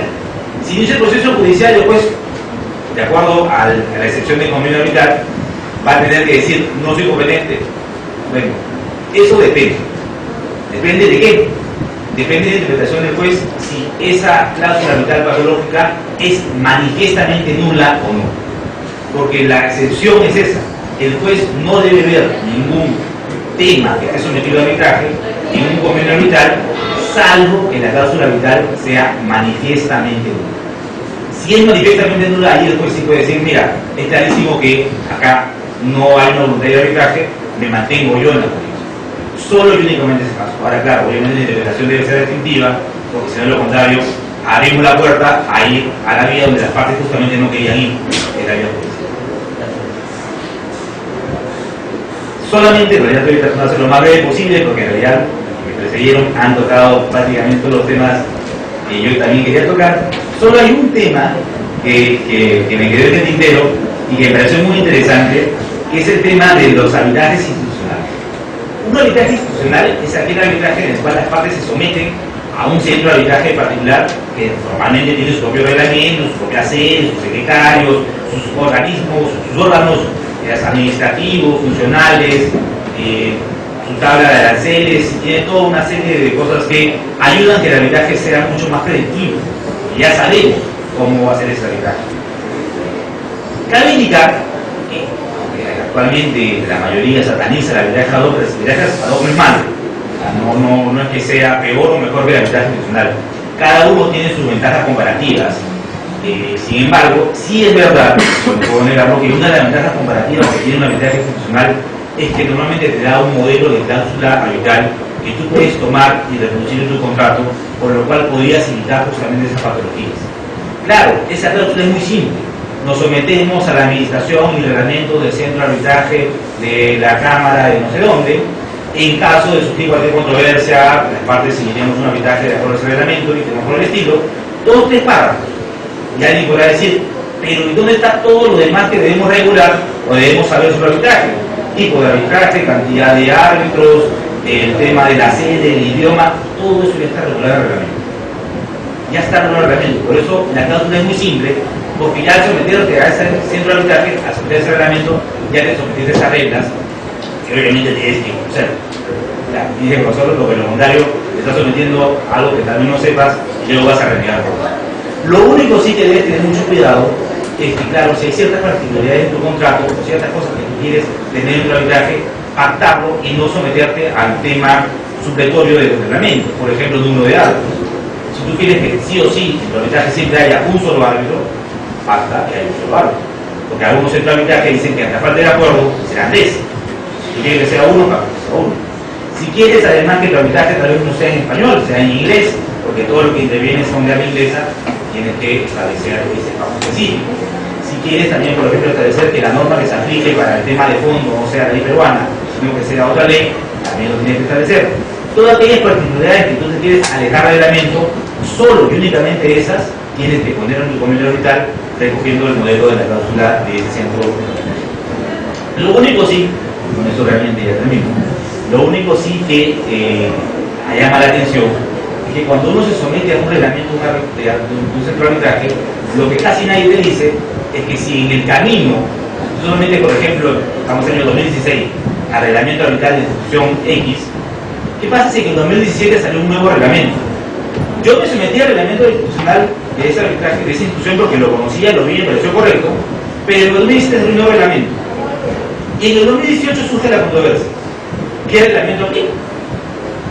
De acuerdo a los lineamientos generales, normalmente lo que te van a decir es que vas a aplicar el nuevo reglamento. Salvo que, obviamente, de manera expresa, en tu convenio arbitral hayas establecido que, aunque cambie de reglamento, tú estás sometiéndote solo y únicamente al reglamento de ese momento. Porque ahí sería un pacto expreso entre las partes que estarían sometiendo. Sin embargo, aún así, dentro de los reglamentos arbitrales a veces hacen una trampita y dicen que no se admite el pacto en contrario al cambio de reglamento. Entonces, por lo cual tienes que ver con mucho cuidado qué sucede, que se ha puesto en el reglamento que está sometiendo en ese momento, y todo lo que pactes en contra, si no hay una prohibición en ese reglamento, se debe admitir y se debe respetar. ¿Qué es lo que sucede?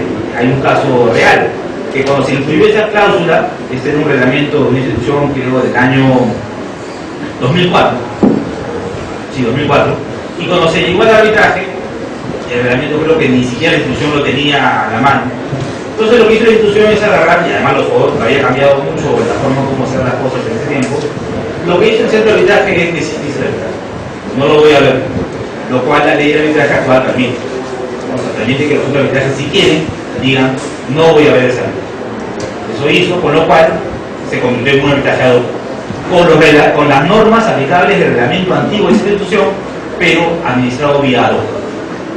¿De acuerdo? Entonces, para concluir, este libro en realidad nos lleva a una ida y venida de ideas muy interesantes, de discusiones que en realidad son prácticas y están metidas en el medio actual, temas tecnológicos, temas de centro de arbitraje, temas patológicos, y que vale la pena realmente revisarlo, leerlo.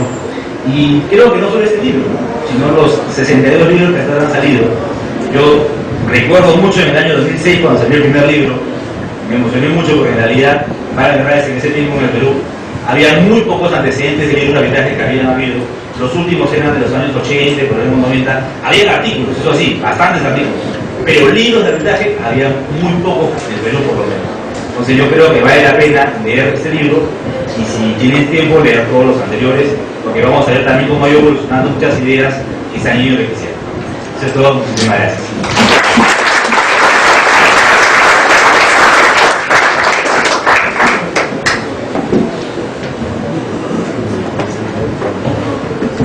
Agradecemos a la profesora Melinani por su comentario de noche. Y seguidamente, señores, vamos a presentar la palabra y el comentario autorizado del señor Abogado por la Facultad de Derecho de la Pontificia Universidad Católica de Salud, con estudios de maestría en Comisión de Derecho Civil y Comercial por la Corte Centenaria Universidad Nacional Mayor de San Marcos. Llevado en Derecho Empresarial por la Universidad de Sevilla, titular en Derecho de la Cooperativa, profesor consultor de la Organización Internacional de la Cooperación, árbitro del Centro de la Cámara de Comercio de Lima, 11 en el Colegio de Perú, entre otros merecimientos y también honra a la institución. La palabra del doctor Alonso Morales Acosta.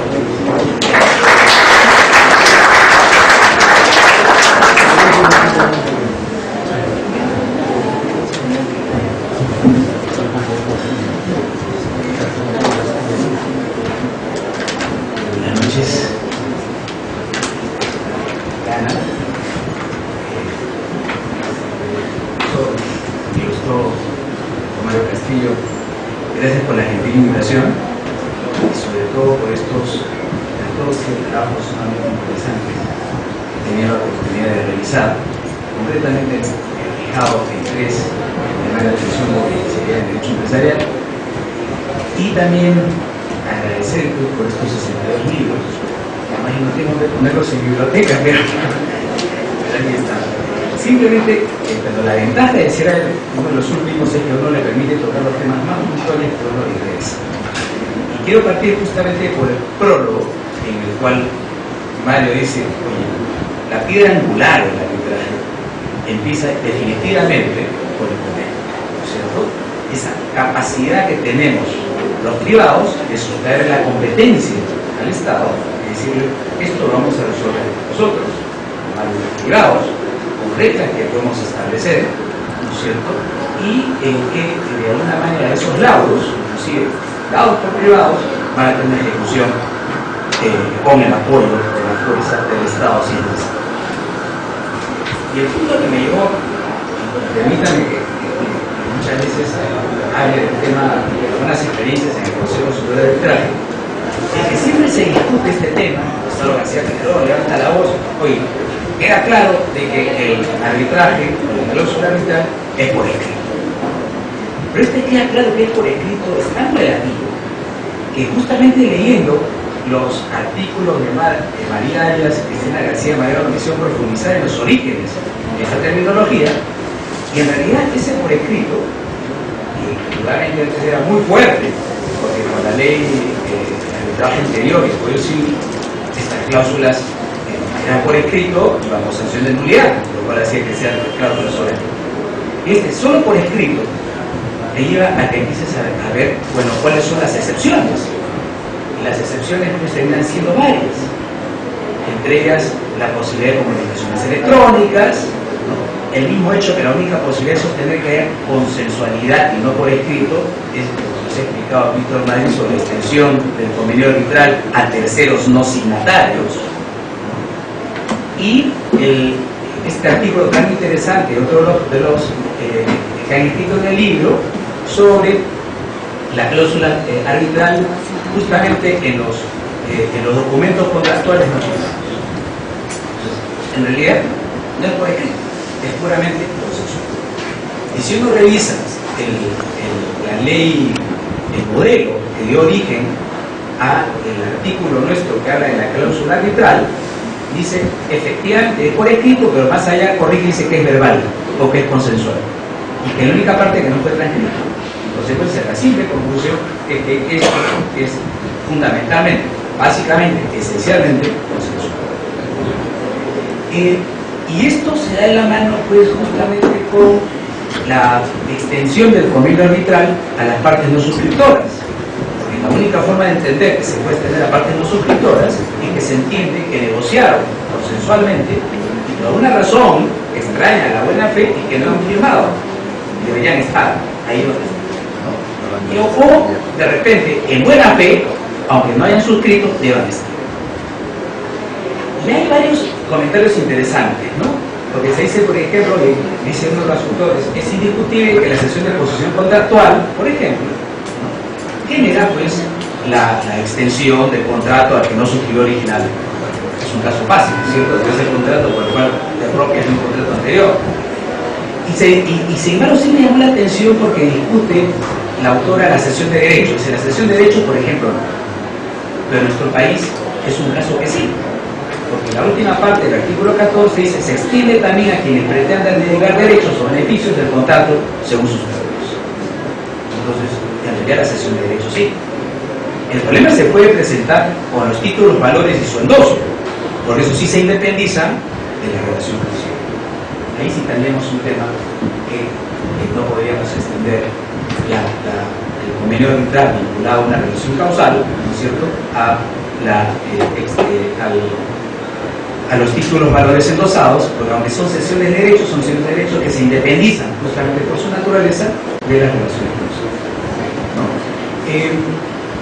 En relación a la problemática con los grupos de sociedades, uno de los casos que se presentó en el Consejo fue muy interesante, ¿no? Era la negociación de una matriz con una subsidiaria y acabando la negociación dice, mira, ya la negociación de la matriz con otra empresa, y acabando la negociación dice, mira, yo no voy a firmar el contrato, lo voy a firmar la subsidiaria. Porque justamente quiero independizarme de la subsidiaria. Y ahí se plantea, seguramente cuando surge este problema y lo ve alguien, dice, oye, si la matriz ha negociado el contrato, la matriz debería responder porque justamente de repente a esta subsidiaria no le ha dado los activos suficientes y hay un fraude pues en la contraparte porque no tendría quien reclamar el cumplimiento de la obligación o el resarcimiento. De repente por ahí comienza, pero se empieza ya a considerar una regla natural en el desarrollo de los arbitrajes. Si tú logras jalar, si logras demostrar, ¿cierto?, que hay una negociación en la que ha participado la matriz, pues generalmente se extiende y se le atrae, ¿no?, a la competencia arbitral en ese escenario. Es cierto que esto ha dado lugar a controversias, ¿no? Los estudios de abogados van y discuten este tema, como de alguna forma el Consejo tiene que pronunciarse prima facie si el convenio arbitral o no, discuten y dicen, no, pues porque estás atentando justamente contra los negocios, ¿no? Si la matriz hubiese querido exponer todo su patrimonio, su responsabilidad, había estado. Y la naturaleza de la persona jurídica, las limitaciones de responsabilidad, es justamente, ¿no es cierto?, que yo planifico en qué negocio riesgoso quiero entrar y en ese no quiero estar. Por eso es que una subsidiaria debe firmar. Gran tema. Gran tema. En medio de ese debate, digamos, estos temas los terminan resolviendo en general, obviamente, los tribunales. En Fache sí se observa que hay una extensión del convenio arbitral. Otro tema que me pareció interesantísimo, lo que podemos ver aquí, es efectivamente el tema de la autonomía de la cláusula, ¿no? Y uno piensa generalmente en el tema de la autonomía, porque dice, bueno, mira, yo puedo tener una cláusula arbitral que celebra posteriormente al contrato, previamente al contrato, es más, sobrevive al contrato cuando se declara nulo en general los términos del contrato, ¿no? Entonces ahí está la autonomía. Pero uno a veces no se pone a pensar que esta autonomía puede estar presente durante la negociación del resto de aspectos del contrato principal que va a dar lugar a la cláusula arbitral, como lo viene a dar. Y ello es lo que nos trae a colación justamente Elena Seguila Sánchez, con ocasión de su artículo sobre ¿pueden las partes someterse a arbitraje antes incluso de suscribir un contrato? Le conviene arbitrar contenía un borrador de contrato. Por lo menos dos de los miembros de la mesa han comentado. Qué interesante, pues justo tuvimos el consejo un caso así. Un caso así donde había un contrato de arrendamiento y las partes se habían estado pasando los borradores y una le dice a la otra en un último correo electrónico: mira, estamos de acuerdo en todo, pero solo nos falta ponernos de acuerdo en una forma de pago de la renta, de un arrendamiento. Ya nos hemos puesto de acuerdo en todo, pero en la renta nos falta ponernos, no en el monto, sino en una forma de pago, un inicial que tiene que darse. El tema quedó ahí. El contrato inclusive empezó a ejecutarse. Y una de las partes dijo, yo no he suscrito ese contrato, y en consecuencia ese no es el que aplica. El doctor Loma, por la parte del Consejo de Resolución, dijo, mire, acá no podemos sostener que hay cláusula arbitral, esto hay que rechazarlo, porque según el Código Civil, ¿no es cierto?, uno de los artículos dice que precisamente no hay contrato si no te has puesto de acuerdo en todos los aspectos, inclusive necesariamente hasta los más complementarios o accesorios. Y como eso no se ha producido, entonces ni siquiera hay cláusula. Pero interesante lo que propone esta ponencia, porque rescatando un poco la autonomía de la cláusula arbitral, ¿no?, podría ser haber dicho, ya había cláusula arbitral. Gran tema, ¿no? Claro, que la ponente de este artículo nos dice además, oigan, tengan presente que para descubrir si en los borradores ha habido cláusula arbitral hay que tener presente tres elementos. Dice. Uno, de que fehacientemente este sea un último borrador, de repente se pasaron 2 o 3 borradores, después siguieron discutiendo otros aspectos, quedó claro que ya no discutían de la cláusula arbitral. ¿Qué antecedentes hay de que en otras relaciones jurídicas entre estas partes se plasmaron también cláusulas arbitrales? Y tercero, deduce de las negociaciones si para ellos era efectivamente importante que haya cláusula arbitral. Por esas 3 guías, te dice, ¿no?, podemos sostener que en los borradores hay cláusula arbitral. Interesante este punto también. En todo caso, ¿qué hicimos nosotros con el caso? Como lo veíamos prima facie, se armó tal discusión, dijimos que lo resuelva finalmente el tribunal que se constituya, porque en buena cuenta es el que tiene que resolver su competencia. El hecho de que haya tanta discusión entre nosotros, esa es una pauta que pasa en el Consejo, el hecho de que haya tanta discusión entre nosotros significa pues de que prima facie no podemos descartar que haya un convenio arbitral. En prima facie creemos que hay un convenio arbitral, pero en todo caso tiene que definir esto efectivamente, que es el tribunal.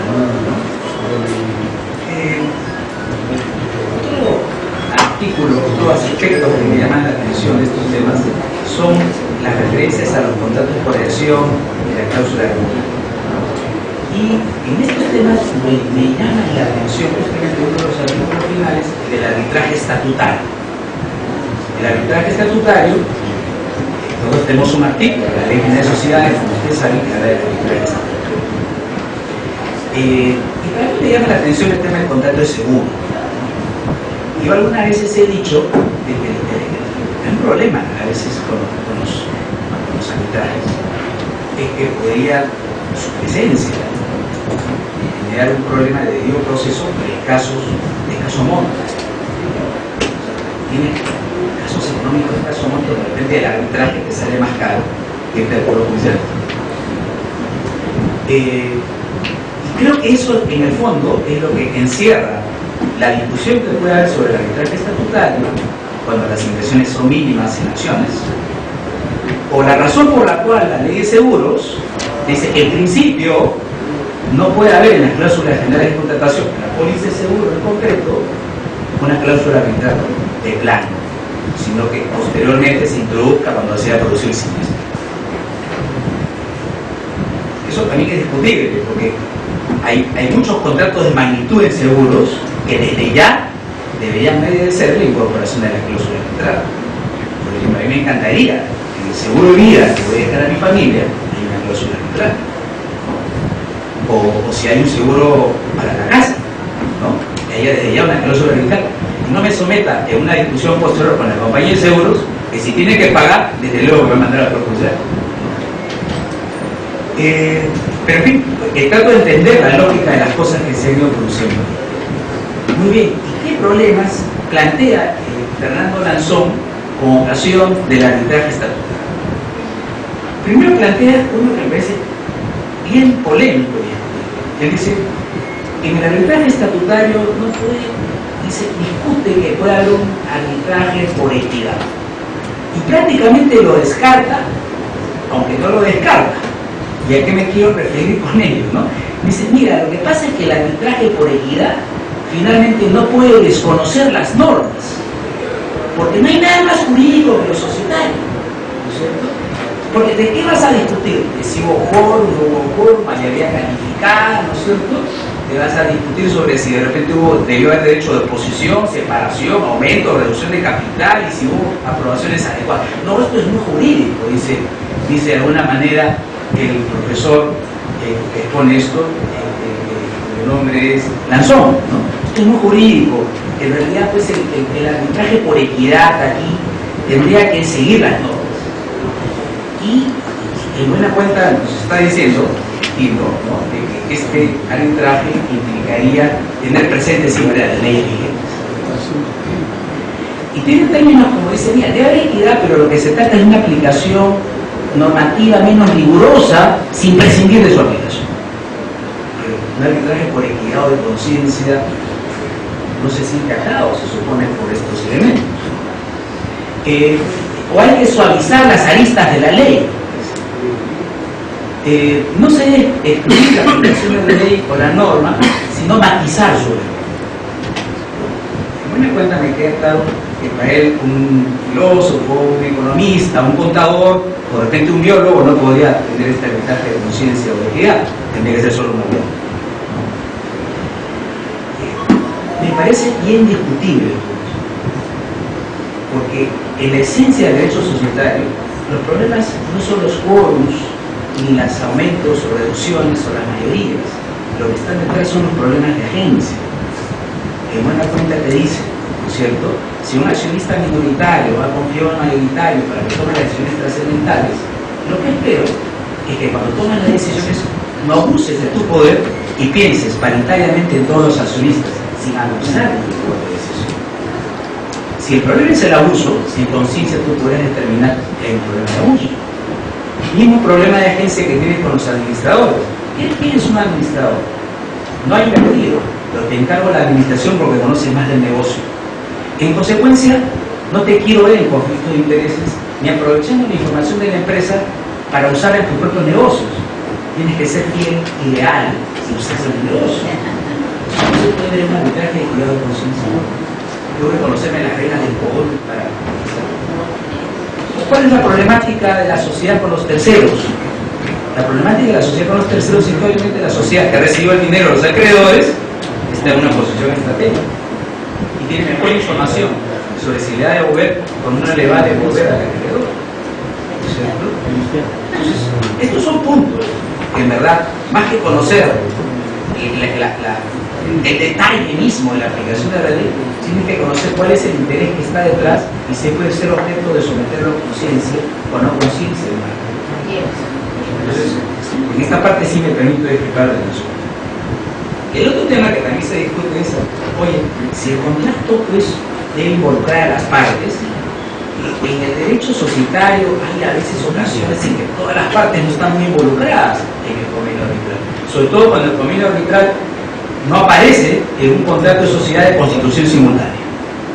No, porque claro, en el contrato de sociedad de constitución simultánea podemos decir que todos estamos unánimemente de acuerdo en la sociedad y en lo que han puesto en su estatuto, entre ellos en el convenio arbitral, ¿cierto? Entonces es muy sencillo el punto, ¿no?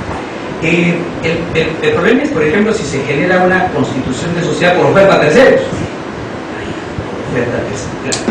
La oferta a terceros genera un programa de fundación, ¿no es cierto?, donde que hace las veces de oferta pública, la gente se interesa, yo quiero participar en esa sociedad, suscribo acciones. Ese acto de suscribir acciones luego nos lleva a una asamblea de suscriptores para consolidar la sociedad y decir, sí, ya hemos fundado la sociedad. Eso requiere una simple mayoría, pero podemos decir que los que leyeron el programa de fundación y suscribieron las acciones aceptaron, inclusive el convenio arbitral que había, ¿no es cierto? Lo aceptaron, ya está. El problema viene cuando la asamblea de suscriptores decide modificar de repente el programa de fundación e introducir recién el convenio arbitral. ¿Qué dice la ley en ese sentido? Bueno, habrá un derecho de separación. Entonces, si se modifica el programa de fundación, los que no tienen convenio arbitral se irán. Bueno, hasta ahí termina siendo el tema por unanimidad, porque los que no quisieron irse terminaron aceptando el convenio arbitral, entonces, ¿sí? Entonces, hasta ahí llegamos a un escenario, a escenarios, vamos a decir, de consensualidad o de unanimidad, de alguna manera manifestada o forzadamente manifestada. Pero hay otro escenario, los que compran la acción. Claro, los que compran la acción tenían que haberse enterado del estatuto, ¿no es cierto? Y al adherirse aceptaron el convenio, ¿no? El gran punto viene quizá porque la sociedad se fundó sin convenio arbitral y luego, en el transcurso de su vida, se convoca a una Junta General para modificar el estatuto e introducir el convenio. En la Junta General para modificar el estatuto, sí, tiene un quórum calificado, tiene una mayoría calificada, pero no es unánime para introducir el convenio arbitral. Porque en general las sociedades no se manejan por unanimidad, sino en todo caso por quórums y mayoría calificada. Entonces no hay unanimidad ahí. Cuando los temas son muy polémicos, la ley hace un listado y dice, en estos casos se pueden retirar. Pero qué curioso, durante la ley de la sociedad, a ese caso no se ha previsto derecho de separación. Entonces se tiene que en el artículo que hemos leído hablan, hay que pensar en el derecho de separación, este es un tema polémico, ¿sí? Después plantean otros escenarios también, bastante polémicos, ¿no? Por ejemplo, te dicen, no debería haber cláusula arbitral estatutaria cuando se trata de acciones que compras en la bolsa. ¿Qué? O sea, ¿a quién estás protegiendo, no? Porque en la bolsa muchos son grandes inversionistas, ¿no? Pero también hay ciertos pequeños inversionistas. Entonces, termina diciendo en este artículo, lo que pasa es que ellos deberían tener una tutela equivalente a la de un consumidor. Claro, de repente están pensando en el arbitraje de consumo, no lo sé, pero digamos, esa es la posición que termina sosteniendo en esta, bastante polémica en realidad, ¿no? ¿Qué más se observa interesante en el artículo? Que las impugnaciones de accionistas, por ejemplo, sostienen que deberían ir a un arbitraje administrado por los centros de arbitraje. No les voy a decir por qué razón para que lo puedan leer, pero es interesante las decisiones que se han planteado, ¿no es cierto? Obviamente este convenio arbitral va a terminar extendiéndose no solo a los accionistas con esta primera problemática que hemos examinado, sino también a directores, ¿no es cierto?, a los órganos de la sociedad en general en forma individual y a los terceros en la medida que los acepten. A veces me pongo a pensar si el problema de querer proteger a los accionistas no está indudablemente en el que planteé hace un rato, en la problemática que para algunos accionistas el arbitraje estatutario puede ser mejor. De alguna manera, quizás ahí puede ser. Y este es un tema que se vincula con el de las cláusulas denominadas cláusulas abusivas, ¿no? Cuando hablo de vacía de contenido un derecho, de vacía de contenido el derecho al debido proceso, está en una cláusula abusiva. Claro, ahí podemos tener el 1398 del Código Civil, si es número clausos o no, en cláusulas vejatorias, no podemos entrar en esa discusión. Pero si lo miras desde el punto de vista de los consumidores que están en contrato de seguro, y si tratas a los pequeños inversionistas como consumidores, terminas llegando al Código de Consumo. Y ahí las cláusulas abusivas son bien, ¿no? Ese es otro tema a plantearse. Y les dice esto porque con ocasión de ello descubrí una cláusula arbitral que me llama mucho la atención, ¿no? Una cláusula arbitral que después les voy a decir que no son, como dice, este es un contrato que muchos de los peruanos celebramos diariamente, y dice condiciones que regirán los conflictos que se presenten entre las partes, y habla, será sujetada a la legislación de los Países Bajos.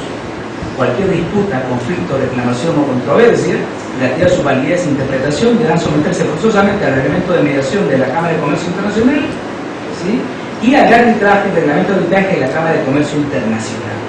El lugar para la mediación y el arbitraje serán Ámsterdam, Países Bajos, el idioma será en inglés, el cliente en inglés y el idioma materno.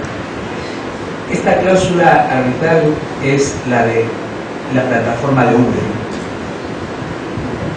Para que veamos, ¿será esta una cláusula abusiva? Vacía de contenido de derecho. Interesante, ¿no? Quizás esos son los problemas que hay. Todo esto sugerido gracias al libro del doctor, que el doctor hoy nos ha pedido presentar Mario Castillo, sobre el tema del convenio arbitral y los 14 trabajos que son muy inspiradores y me han dado un poco pie para estas reflexiones. Muchas gracias.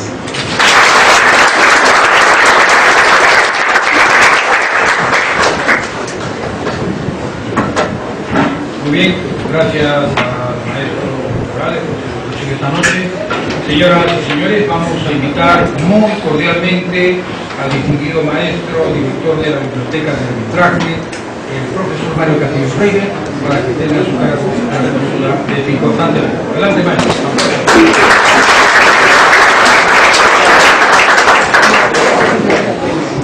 María Rodríguez y María Portocarrero, decana del Colegio de Abogados de Lima, queridos amigos y profesores que nos han honrado con la presentación de la obra, estimados colegas y amigos, señor Carlos, doctora Morir, doctora Julia Pérez, estimados amigos.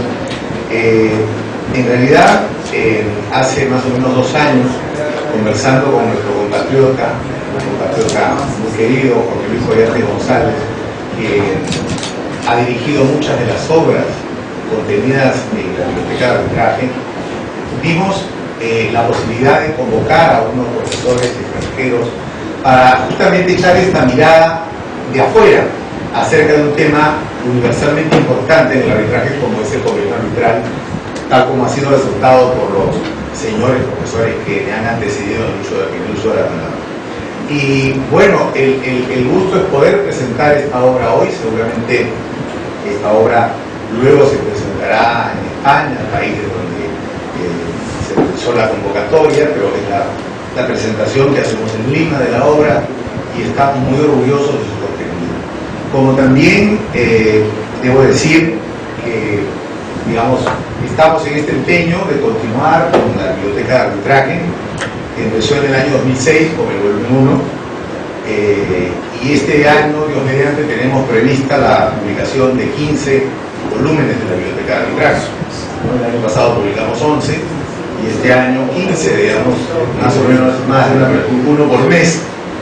No creo que haya una presentación por mes porque ya sería de repente muy cansador, pero por lo menos vamos a presentar seguramente unos 10 de los 15. De manera que bueno, no poco,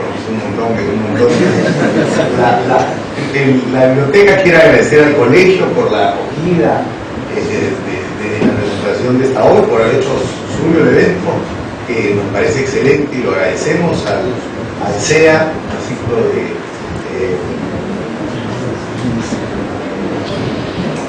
CEA y el CAE, perdón, el CAE, el colegio, el Centro de Arbitraje del Colegio, y al CAE, que dirige Abel Ruiz, nuestro amigo y colega que con tanto empeño también difunde el arbitraje, que ha colaborado con nosotros en esta presentación. De hecho, quiero hacer una invitación porque las puertas de la Biblioteca de Arbitraje están abiertas. En ella han escrito en estos más de 12 años profesores y abogados peruanos, extranjeros, jóvenes, mayores, todos aquellos quienes tienen interés en escribir sobre esta materia tienen permanentemente abiertas las puertas de la biblioteca. Lamentablemente la biblioteca, como toda edición de libro físico, tiene un tope, se publica varios cientos de esos libros, pero la difusión hoy día de las obras contribuye mucho a la difusión virtual.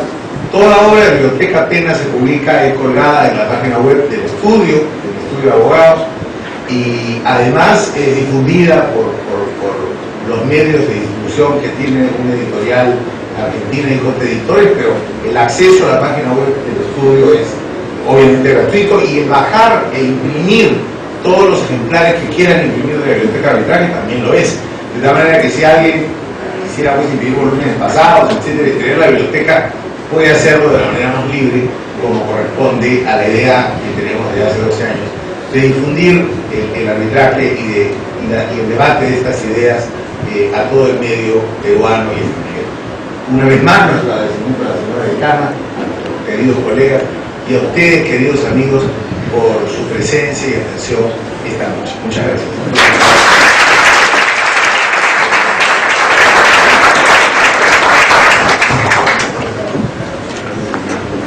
Bien, señoras y señores, con las palabras del maestro Mario Castillo Freire ha terminado este acto. No sin antes debemos realizar nuestro agradecimiento al Círculo de Arbitraje con el Estado CAE, igualmente al Centro de Arbitraje del Colegio de Abogados de Lima y por supuesto al estudio Mario Castillo Freire por su organización brillante y auspicio de este evento. Gracias, muy buenas noches y a todos ustedes un cargo por